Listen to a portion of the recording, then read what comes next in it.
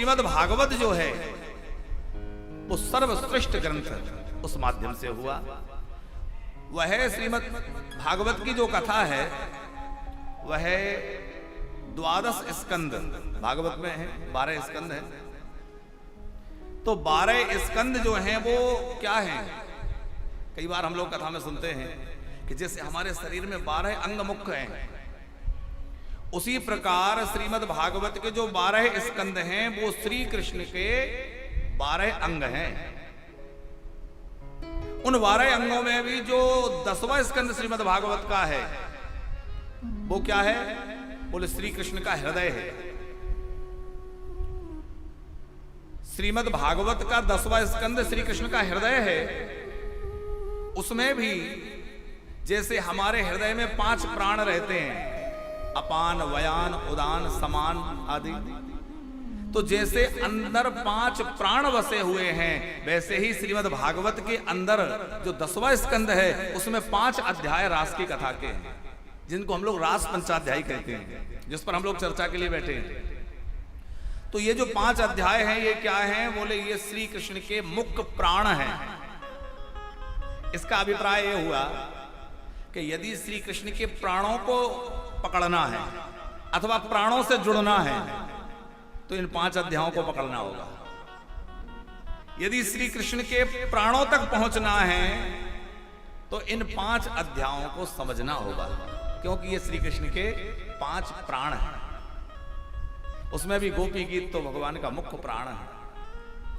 सप्ताह क्रम में प्रतिवार हर वर्ष सप्ताह में ही रास की चर्चा होती ही है, पर उतना पर्याप्त अवकाश नहीं होता कि विस्तृत चर्चा रास प्रसंग की हो सके, क्योंकि वहां सप्ताह क्रम को रखना होता है, उसकी अपनी मर्यादा है।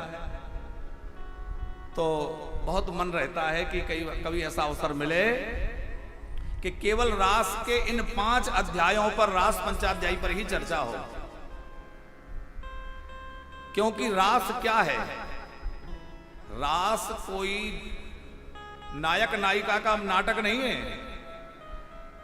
हम लोग कई बार चर्चा कर चुके हैं कि रास जो है यह है जो रस स्वरूप ब्रह्म है, उस रसरूप ब्रह्म से जीव का मिलन।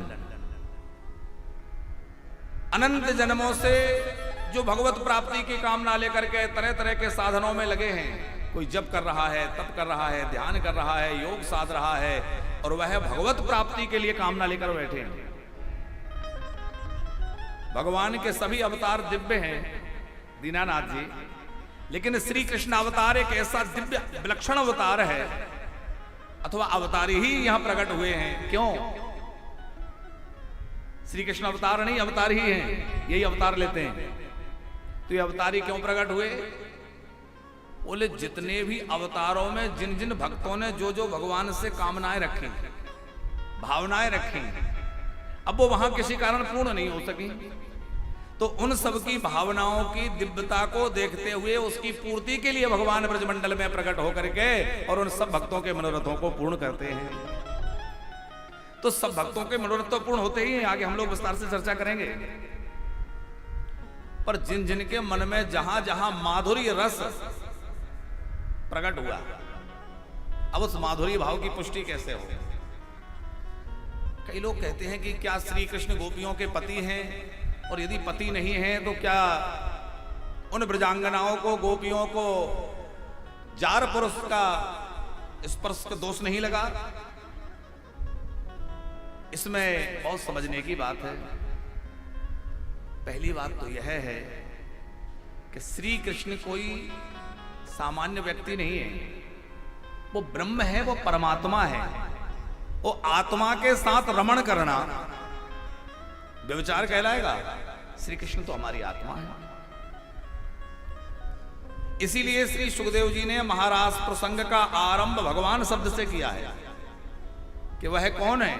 वो कोई साधारण नहीं है, वो साक्षात ब्रह्म है, वो परमात्मा है।